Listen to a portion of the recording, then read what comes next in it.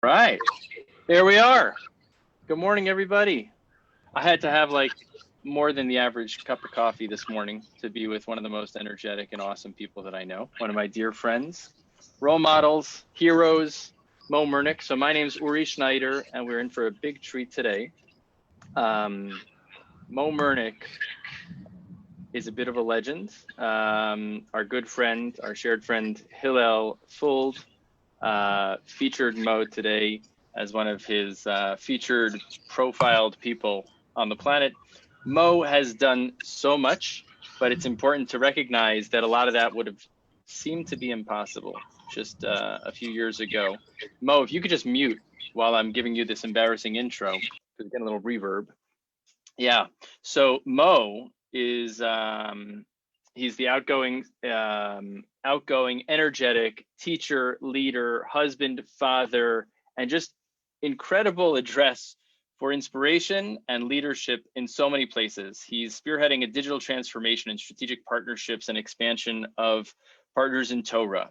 He's a founder and CEO at Winfluencers, the head of BizDev for Hometalk, a strategy consultant for Deloitte, and he also was a regional director for the Lauder Foundation. He has an MBA, he has Rabbinical Ordination. He published his first book, The Gift of Stuttering. I'll tell you a little bit of a backstory there. And he also teaches a daily Talmud class in Daf Yomi and produces awesome inspirational videos on a daily basis, giving lectures to audiences worldwide. And he lives in Israel with his wife and kids.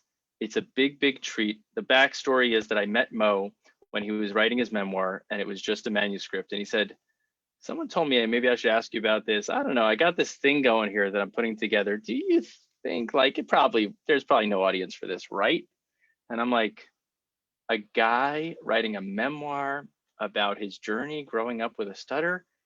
I think the world needs to hear that story. And then Moe honored me to write a few pages or a few words at the beginning. So I've got the foreword in there. Check it out. You can get it on Amazon from Mosaica Press, The Gift of Stuttering. And I think it's really cool that at the beginning of this week, which is National Stuttering Awareness Week in the States, and a month focusing on Better Speech and Hearing Month, it was featured on the Stutter UAE, the United Arab Emirates community of people who stutter, featured Moe's book. So Moe, it's a big treat to have you. Thanks for joining us. And as I always say, what would you like people to know that maybe they don't get from the bio or they don't know about you? Such a treat to be here, Uri. Thank you so much for having me. This podcast is years in the making from the first conversations that we had. I credit you a lot with me actually publishing that book. I was very vulnerable. I was getting started, and I was unsure, and I spent a couple of years writing down a bunch of notes of what it was like to grow up with a debilitating stutter, or what it was like to be afraid to speak, what it was like to be worried about living life. Who would ever want to go out with me? What kind of job would I ever get? How would I be a dad if I can't tell bedtime stories? What would life be like? And I journeyed that over a few years. I wrote down that story, and then we sat down. I remember that first meeting that we had.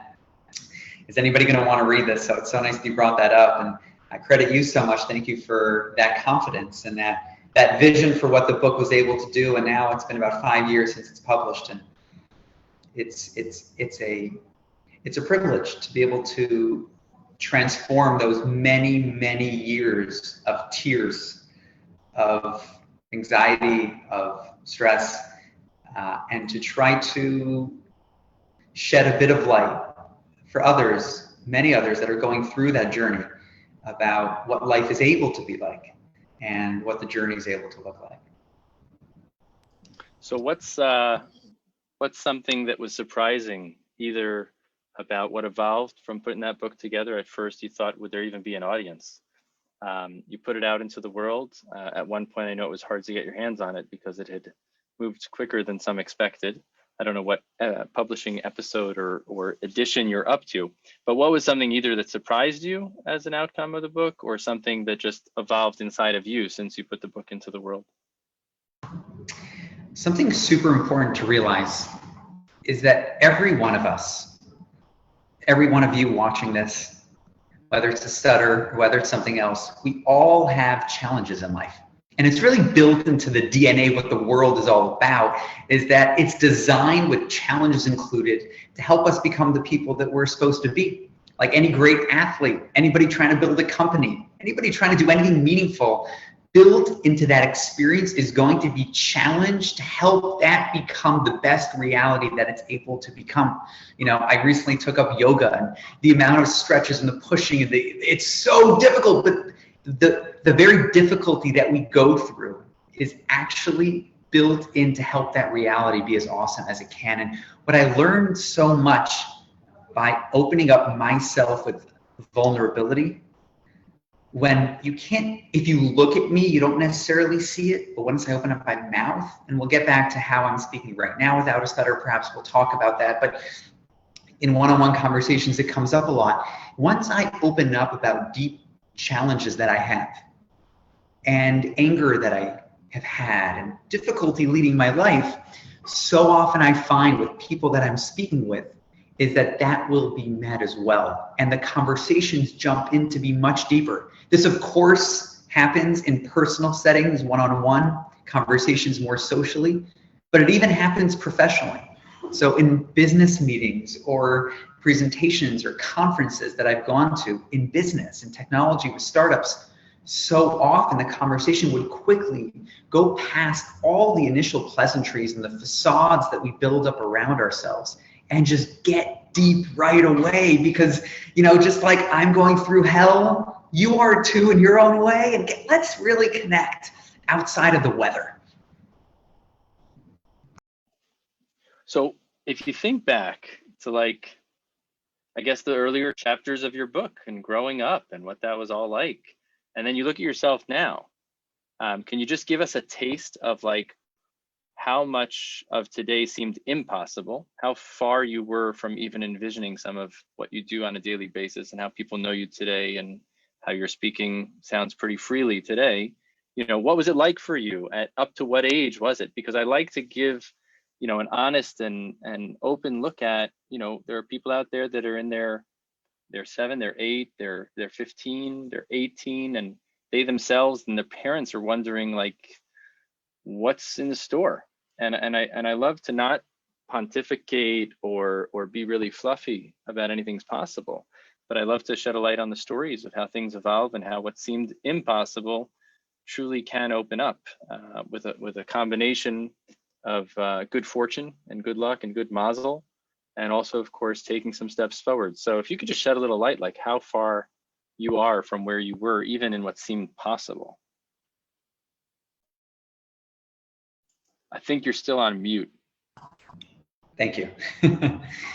So when I was about 5 or 6 years old, I grew up in Toronto, and that's when I began to stutter. I'm from a family, I have 8 kids in my family. I'm the 4th of 8 kids.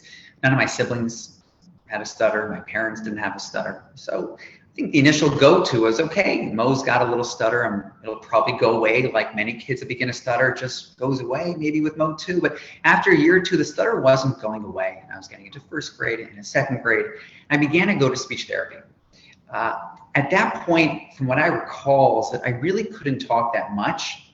And I was afraid to do so. I was laughed at in school, which made me, even though I'm more naturally extroverted, I like talking to people. Being laughed at, being made fun of, made me just not want to talk. And it quieted me down a lot. And I remember that feeling of just wanting to say things, but being too afraid to say them. The teacher asking a question in class, 1st, 2nd, 3rd grade, knowing the answer and wanting to answer, but it's not worth it. What if it's not worth the class laughing at me?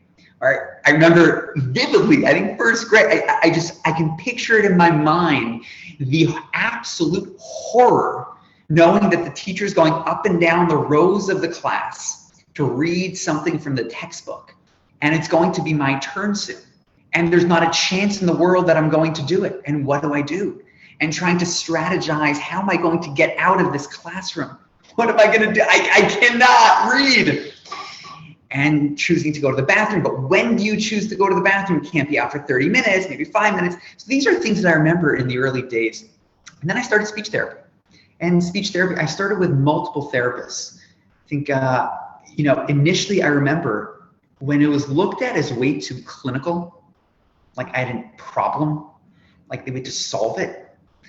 I remember going through a couple speech therapists early on and not really connecting with any of them and not feeling welcomed, not really feeling valued. And there was something about it, even as a young 6, 7-year-old kid, it didn't work.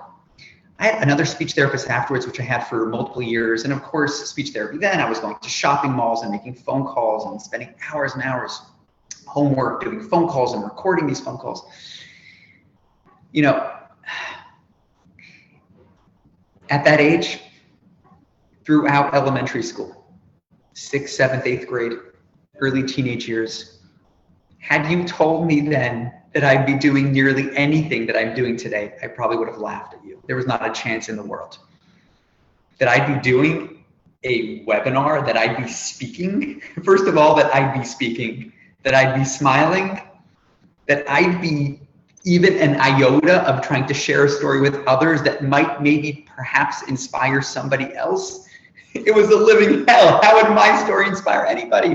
That I'd be married to a wonderful woman that had 5 beautiful young kids. Great job. Like, these are things that would not have seemed at all possible.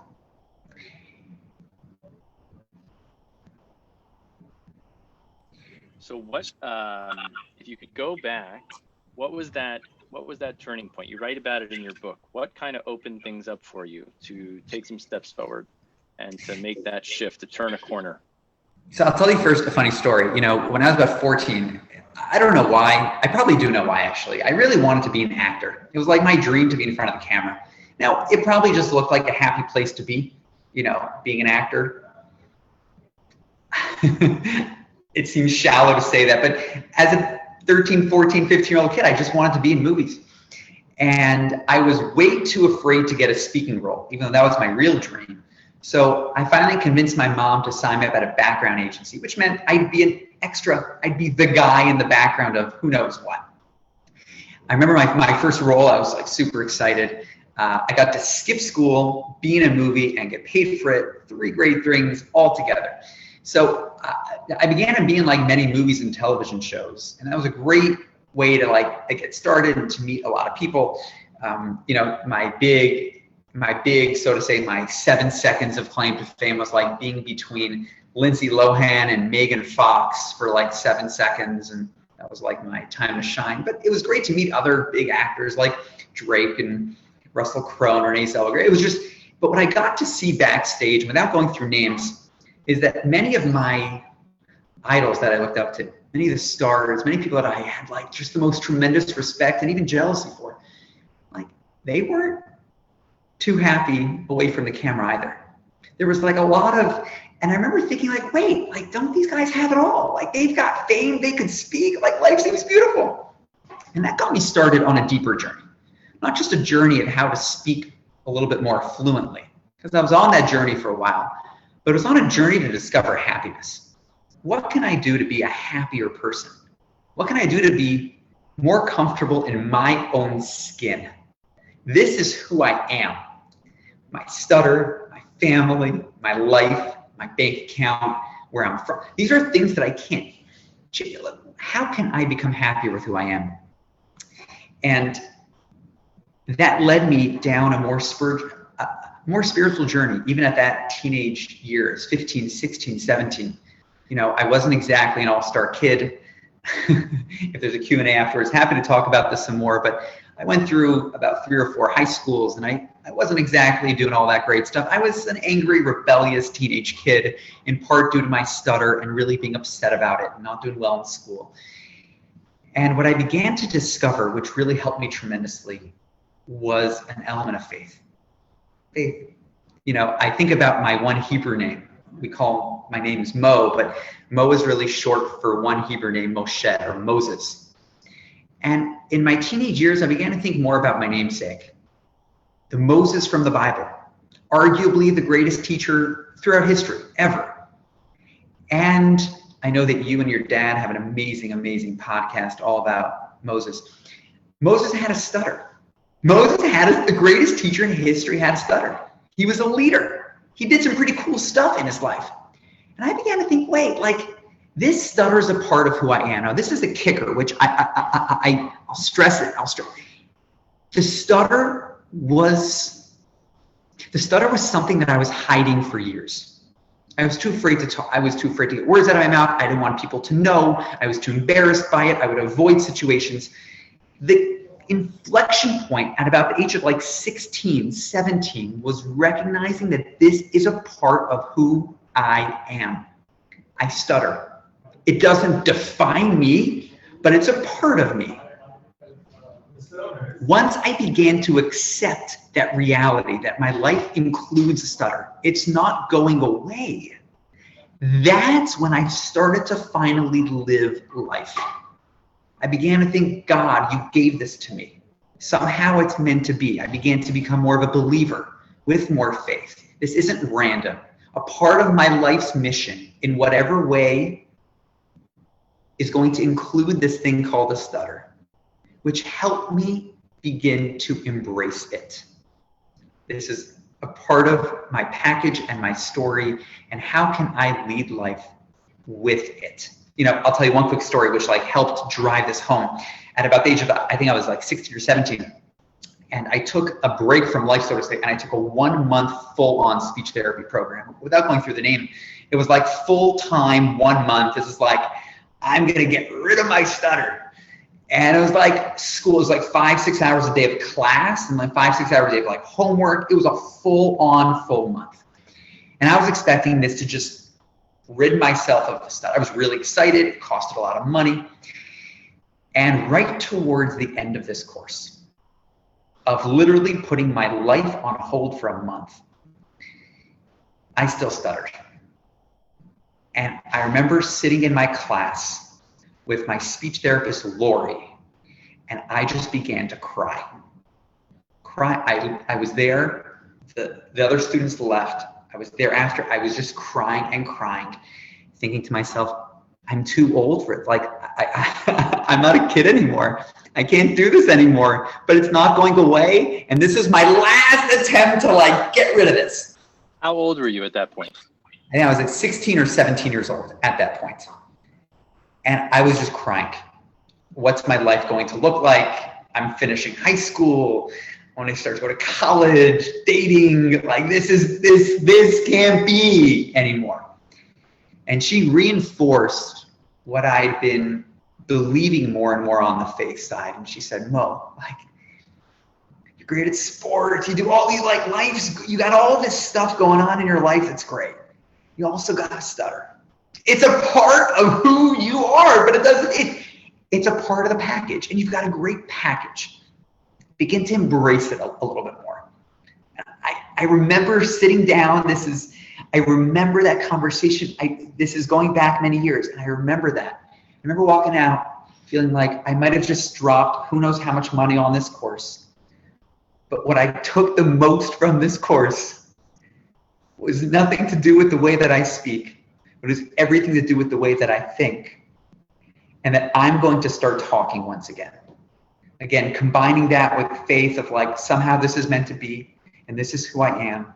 I'm going to talk. Uri, I wish we knew each other as a kid. Like when I was younger, I wish I'd gone to you or your dad, because I feel like I would have gotten this earlier, this element of embracing the stutter, this element of embracing myself, being happier with who I am. This whole notion or like vision of transcending stuttering was something that I only started to grow into in my later teenage years. But this was a complete paradigm shift.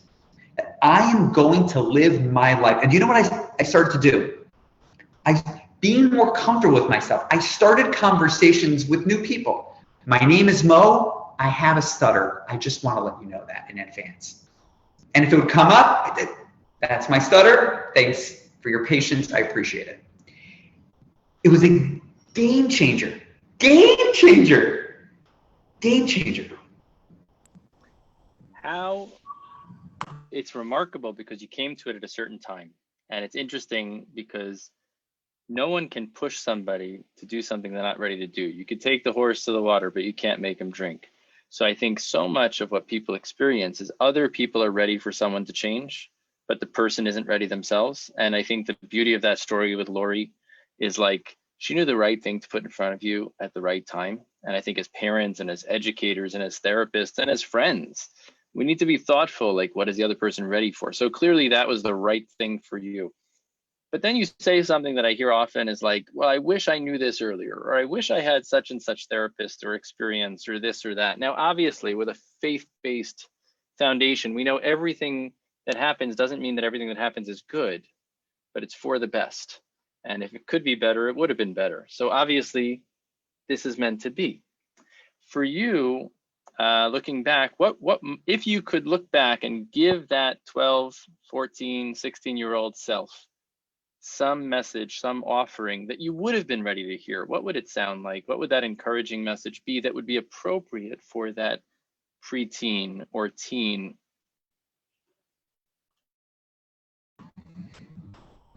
Been thinking about this a lot already, so thank you for asking. I can state now with confidence, that if I could go back in time and choose have a stutter or don't have a stutter, I would choose to have a stutter. And I say that because in hindsight, and now with the way that I lead my life, I see my life being so much more meaningful.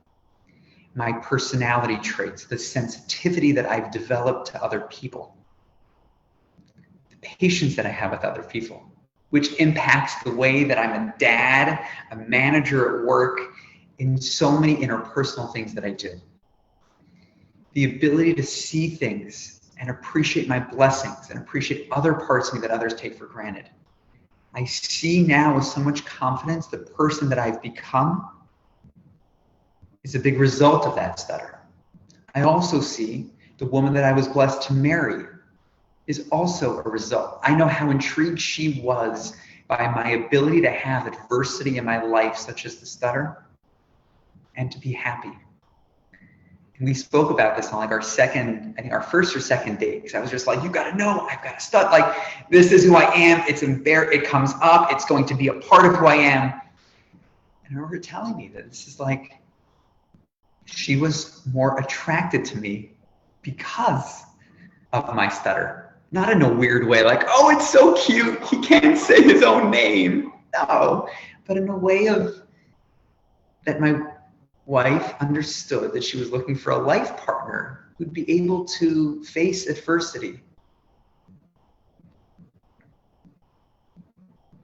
with positivity, to face adversity in a way that is going to help us grow through the experience and not hide from it, because life is going to include that in all of our lives. And I credit the way that I'm a dad also to so much of what I've done. And you know what, interestingly, and we can touch on it, is that the way that I'm talking right now, because I stutter more often than this, but I've developed my passion for acting, as I told you about before, during my teenage years, drama, performance. The way I speak now on video is really acting. I use my hands, the way, my intonation, the voice. So I've learned almost how to sometimes circumvent that stutter in these conversations, but one-on-one, I do stutter much more.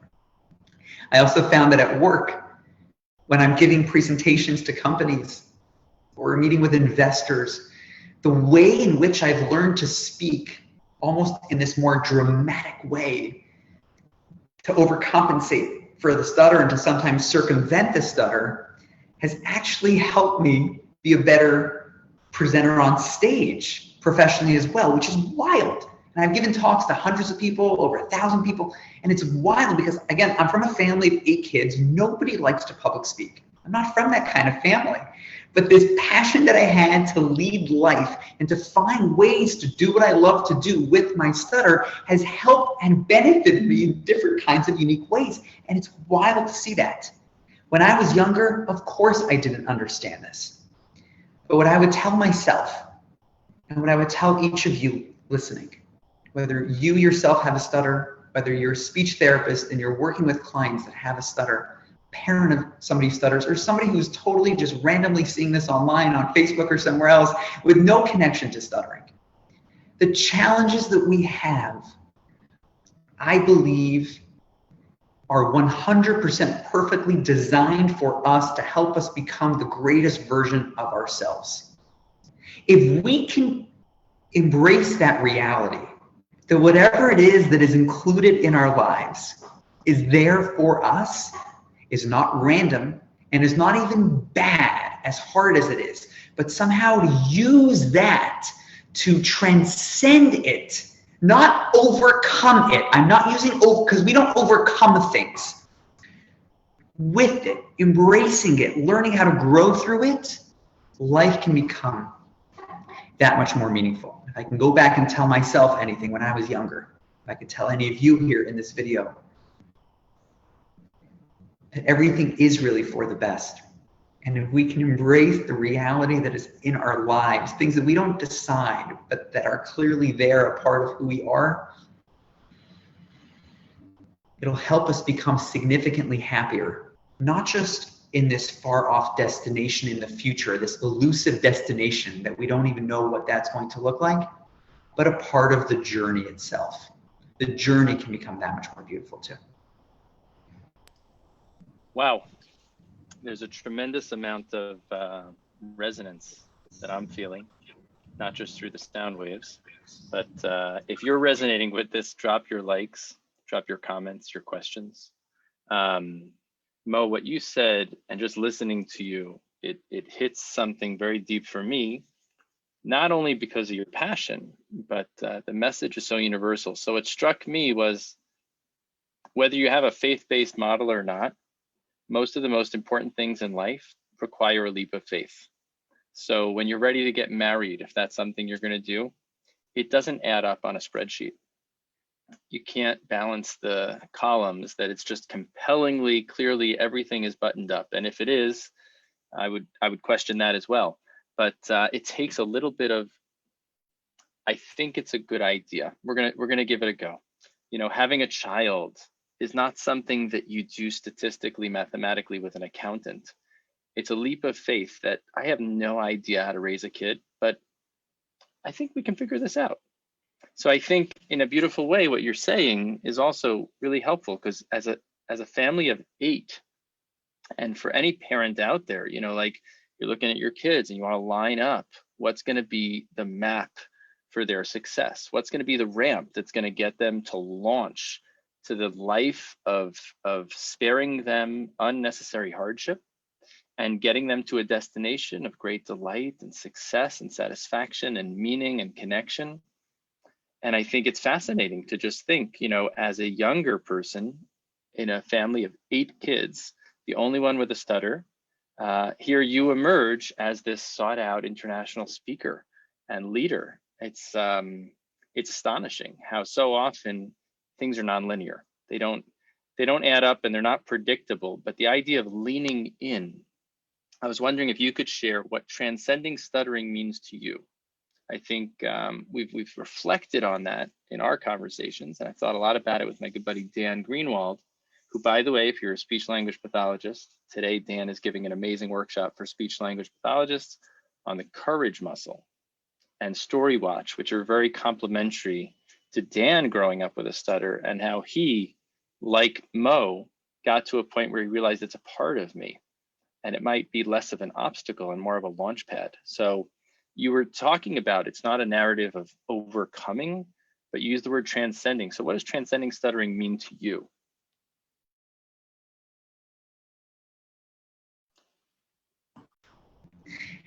Thank you, Uri. I'll answer with a story, but before that, I'd like to show you something that's very meaningful to me.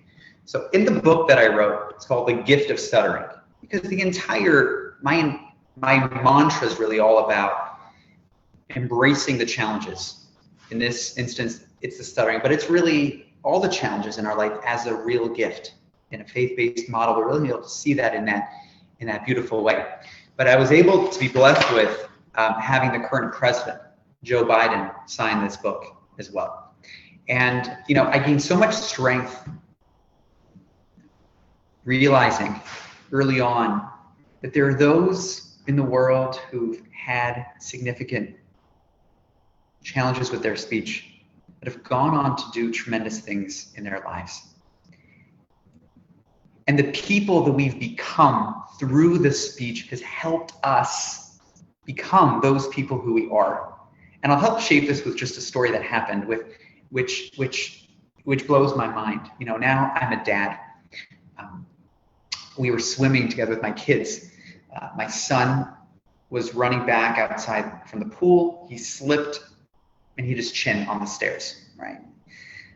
Rushed him to the to the emergency area, and he needed stitches on his chin. He's about 6 years old, and he was crying a lot. But he wasn't just screaming. When the doctor came with that big needle to give him the stitches, first there's a big needle to freeze the area. My son started to express, "Mommy, Daddy, tell him to stop! Tell him to stop!" Crying, but tell him to stop. And I remember feeling like the worst person in the world. Like how can I possibly not tell the doctor to stop? It's so painful. But there I was telling my son, "You're awesome, you're amazing, go get him, you got him. No, we're almost done, you're good." And he's like, "Just tell him to stop." I was like, "No, come on, you're amazing, we're almost there, it's so great." Whew. I almost passed out myself from all that, but I was able to go. The next day, I sat down with my son. I said, "Can I just ask you a question? Yesterday, when that doctor was giving you the needle, and you begged Mommy and me, you begged us to tell the doctor to stop. Well, let me explain something to you. The doctor needed to put this really big needle into your chin so that he could freeze up the entire area, which would then allow him to very carefully put about 6 stitches in there to help your chin heal forever. If he did not do that, it would be dangerous and you'd have a very big scar for the rest of your life." I know it's painful, but with that understanding, do you think that I should have told the doctor to stop? Should I have listened to you to tell the doctor to stop? My 6-year-old son, and he thought about it, he said, "No, I'm glad you didn't tell the doctor to stop." And after this episode, I began to think, in our lives, we all have these things too. I remember getting so upset about my stutter and screaming. I was taught there's some sort of something called a creator, God, higher power, whatever we call him or it. And I was like, if you exist, make this thing stop. It hurts so much. It's painful. It's so hard. What are you doing to me? What did I ever do wrong? And I've realized that just like my son, when he was getting his stitches, did not understand why he had to go through it. But he trusted us, and he hugged us, and we hugged him. And ultimately, he knew that we would never do anything wrong to him. So too, the more I've become faith-based and deeply rooted in something that recognizes that everything really is for the best, then I began to see that even when I'm crying, and I'm begging for things to stop because they're so hard, if they're not stopping, I'm realizing they're ultimately for my best.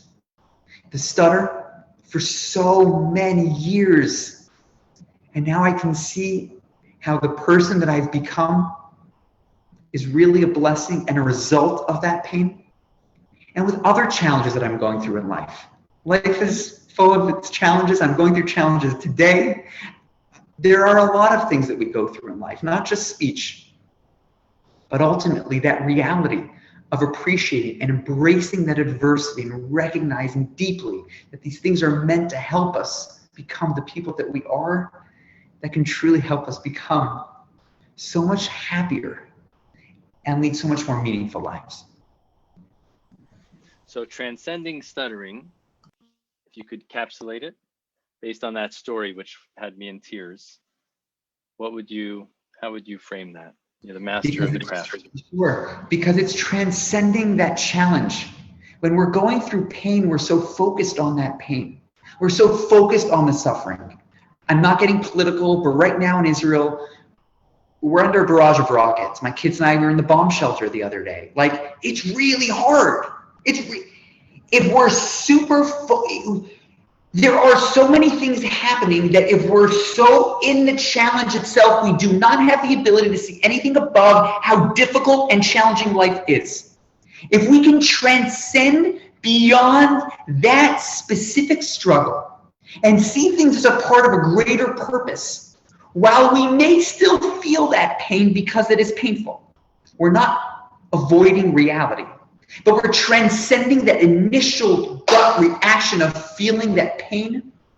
It is able to help us leverage that pain and drive it for a greater purpose and cause. It reminds me of the classic story, person walks down the hallway and they look in the little peephole of the room and they see another person, and the person is leaning over the other guy, and the guy who's being leaned over is being pushed and prodded and yelled at, and the guy is sweating bullets and it's turning red. And the person looks at the peephole and says, "Let's go rescue him." The person says, no, he's actually paying for it. That's his coach. It's a gym. He wants to be pushed to his limits. He wants to sweat. He wants to feel sore when he's done. Because when you feel soreness, you know that you're building muscle. And I think it's unique. The Jewish spiritual perspective that you're bringing has a universal application for anyone of any orientation or any background. But I just want to highlight that the idea of taking a spiritual path here is not to suggest this is some sort of punishment from God, but rather it might be an unpleasant, uneasy, uncomfortable, uninvited, really rough, really challenging ordeal, but to recognize that somehow through that sweat, it's meant to build something. There's something that's going to emerge from this that needed some sort of, it wouldn't have otherwise come into the world. So when someone like you says that, it always shakes me up. If I could go back and say, would I want to have gone through this challenge, or would I wish to take a pass? Which pill would I have taken if I could go back in time and they offered me the pill? And I think there's also, it's fair to say some people have ambivalence and people have mixed feelings about that.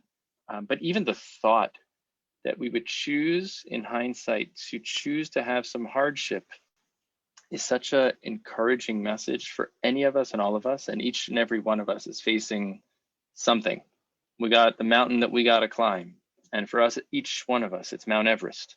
And to realize in hindsight, you know what? I would accept that challenge again, because there was something that I got through the toil, through the grappling and wrestling with it. I think it's fascinating. I would love to ask you two questions. One is, you talked about how the persona that you have in some ways was born out of or strengthened and reinforced by the fact that you found out that when you were dramatic and really on stage in performance mode, the words actually came out with more ease. And then that may have helped you develop that into the public speaker, inspirational, passionate person that you're recognized for near and far. In any way, do you feel when you're doing that, do you feel like you're selling out, like it's not really you, that it's a performance that's not the authentic self? Because I just want to highlight, a lot of people in therapy can learn, and master clinicians can tell younger clinicians, it's not rocket science to help someone speak with what looks like fluency, or to help someone who's hoarse suddenly have, a clearer sounding voice. The magic is, can you bring it into real life? And can you bring it into real life in a way that feels authentic and whole, and not in a way that feels plastic or forced or like they're selling out? And a lot of people on the other side who have different challenges in speech and hearing, they feel like, yeah, I could perform as if I don't have such and such difference. I could do that. I could put on that suit, but it's not me. And every moment I'm doing it, the gain is the world is seeing what they want to see. But the cost, the tax I pay is selling out and not feeling like I'm me. I just want to be me.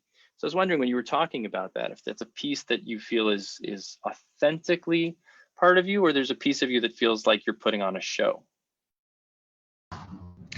Deep question, very deep question.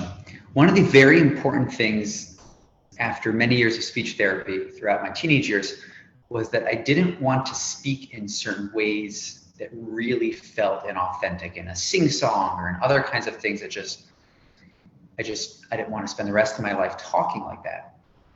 And one of the ways that started to help me a little bit was actually being more open with my stutter, talking about my stutter much more in conversations.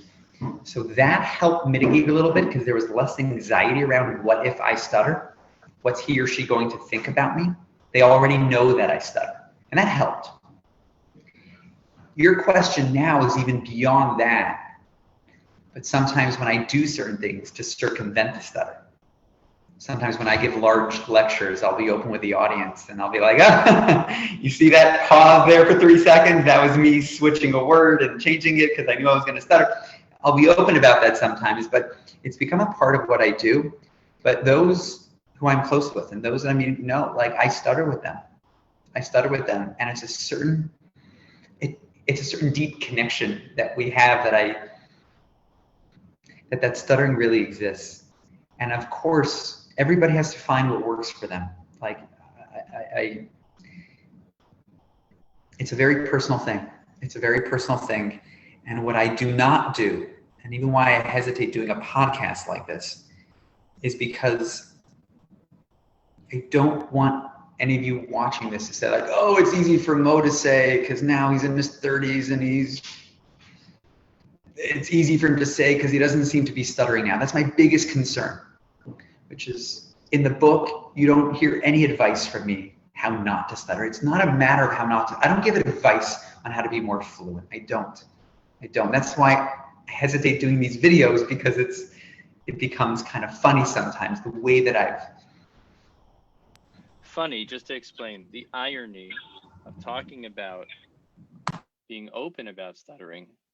And for so many people, the irony, Ruben Schaff, who we were privileged to spend a Shabbat together with Ruben talked about this, the paradox, that very often when you're more open about something, anything, in particular stuttering, the power of it, the strength of it, the manifestation of it actually physically goes down. The toll it takes on you goes down. Of course, you can't will yourself into that. You're grappling with it. You're like, I'm just going to accept it. I'm going to accept it and it's going to go away. You're going to go away, right? Okay, I accept it. You gone? No, you're still here. You can't. The paradox. And the other way around is the harder you try to hide it, the more it tends to push its way up to the surface.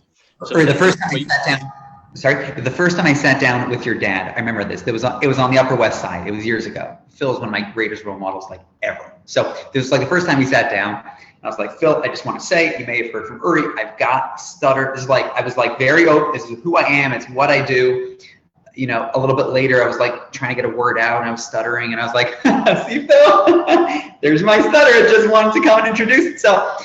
And I remember your dad like just gave me like the greatest smile in the world. And he was just like, Moe, you just made this entire conversation so much more comfortable. Like the whole dynamic of being open about it, of expressing what it is that's going to happen.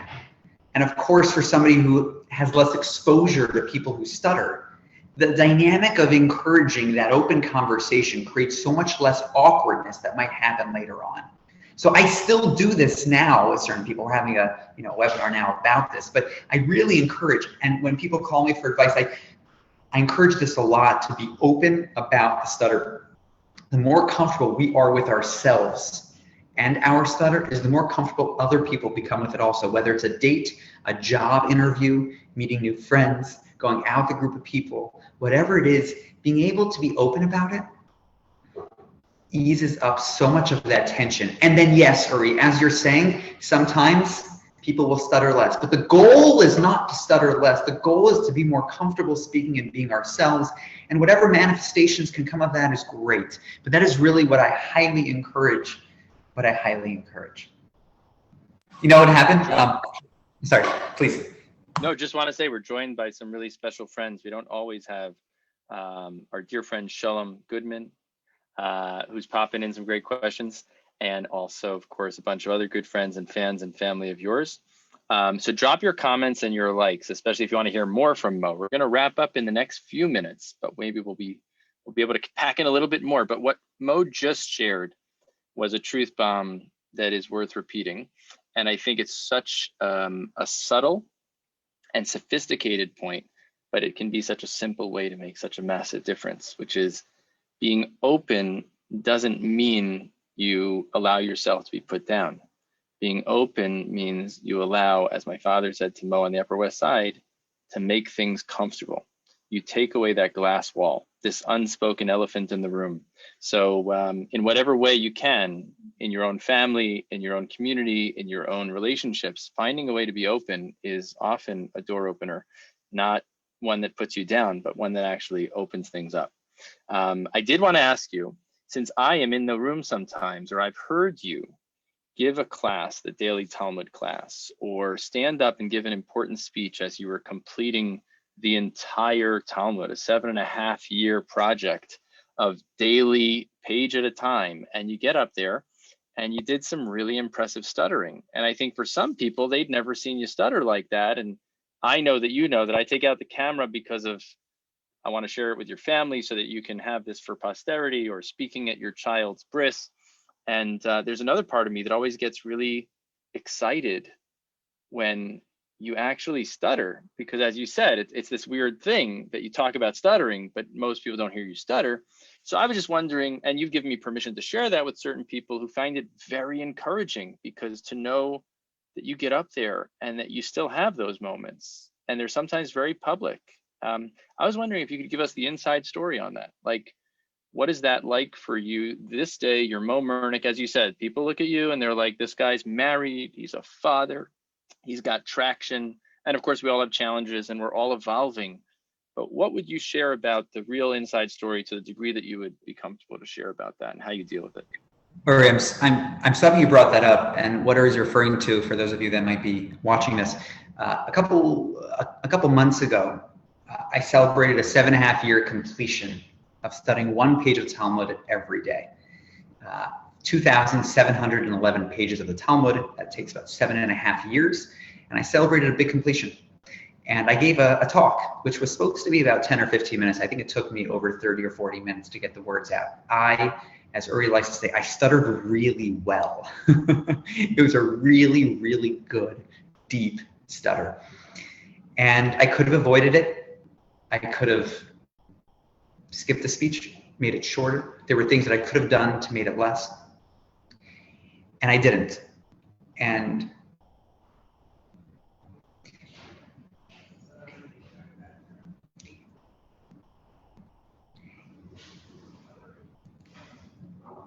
for me, if I was 15 and I was looking at somebody who was 34, and I saw that he's not just fluent always. I was told when I was younger in speech therapy also about these legends who somehow, somewhere have a stutter. But like, no, they don't. Like, they don't really stutter now. No, they're fine. It's like, okay, great. So tell me all the great things that they're doing right now, but really they're good, you know? I purposefully often don't hold back the stutter. I don't pretend to stutter. That's an important point. I don't fake it to put on the stutter, and that's conscious, but I also don't hold it back. And if any of you want to see that video, Uri, please feel free to share it with anybody. The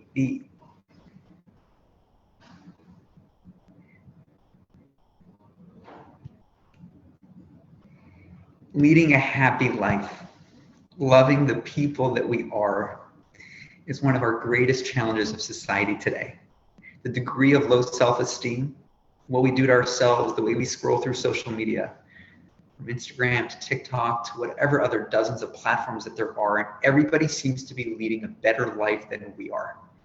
Whether they're better looking, they have more money, their families, their trips, their jobs, everything, the way we scroll through to everybody else's filtered lives, our life always dims in comparison. And therefore, I don't hold back the stutter. I allow that to come out, and I allow others to catch a window into just how much this is a part of me in my challenges today, but to recognize the smiles that we have and the meaning that we can incorporate into our lives with our families and with our professions, with our personal passions and hobbies, that it all can be included into one, together with the struggles that we do have. And I specifically there during that talk, I allowed that to come out and to shine. As you know, Uri, I wasn't speaking in an overly dramatic way and it was just raw. It was raw, meaty, and authentic, and totally uncut in a way in front of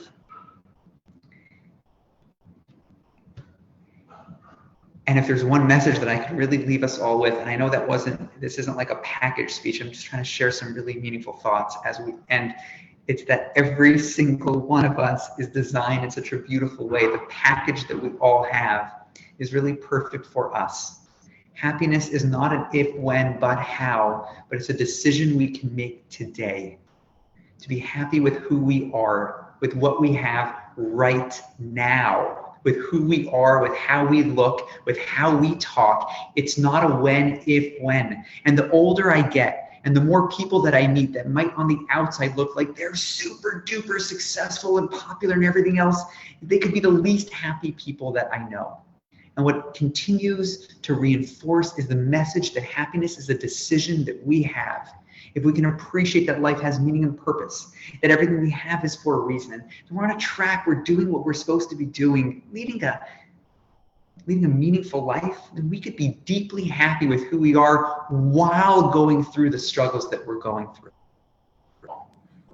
I'm going to share something brief and ask you to consider as I'm sharing, if you want to do a quick encore with the Ufruf story. If you have time, yes. If not, we'll save it for another time.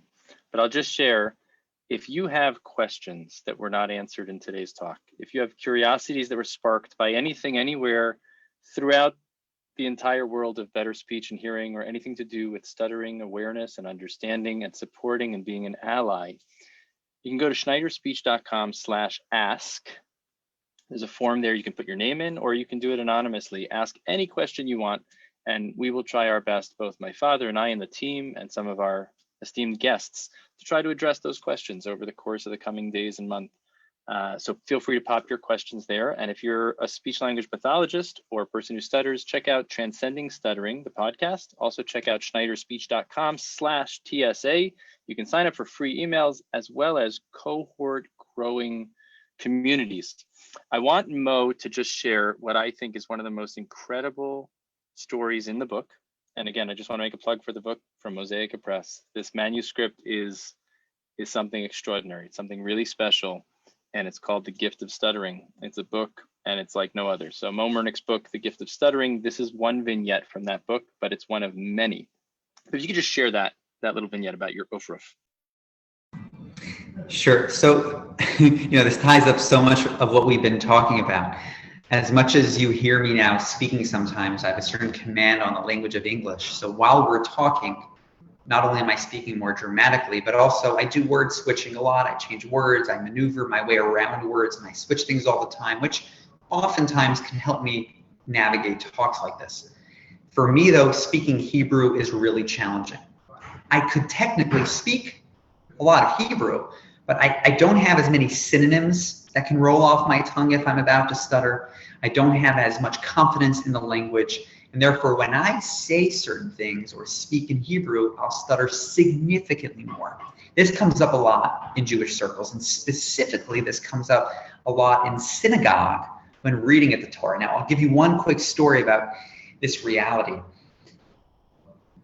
The Jewish version, or really the Orthodox Jewish version of like a bachelor party, right before we get married, the groom is like called up in the synagogue to make a big blessing. Right? And then the guy reads from the Bible, reads some verses from the Torah. For years, and even during adult years, I did not want to ever get that blessing. Even when you hear me talk like this, I would sometimes avoid going to synagogue or not going up or slipping out when they were reading from the Torah, because I did not want to get that blessing, because this is one, I could give a talk in front of 1,000 people in English, and then I'd go to synagogue and hide and not want to say that Hebrew blessing because I'd probably stutter a lot. Anyway, it's just a dynamic that still exists today. But this was the big blessing that I was supposed to make right before I got married, and I decided I'm not going to avoid it. I'm getting married. I'll try to say that blessing and I'll probably stutter. But like everything I worked up in my mind for years, it's okay. I'll just stutter. Everybody's there. It's a big family event. My wife's family and my extended family, and it's a whole lot of people. They call me up to say this blessing over the Bible, over the Torah. And my hands are sweaty, my palms are wet, and I'm like shaking a little bit, and I go up. Super nervous. And I'm about to say the blessing. And right before we say the blessing, we look inside where the guy's about to read from in the Bible. And there are 6 Hebrew words right there that completely blew my mind. It was like the greatest prophecy that I've ever had in my life, and I think about it to this very day. The guy opened up the Torah and showed me, and here's your Hebrew lesson for the day. The words were as follows. Vayomer Hashem el Moshe. First 4 words were, and God said to Moses. Do you remember from earlier in the talk? My one Hebrew name is Moshe, which is Moses. The first 4 words, and God said to Moses. What did he tell him? 2 more words. In Hebrew, al tira.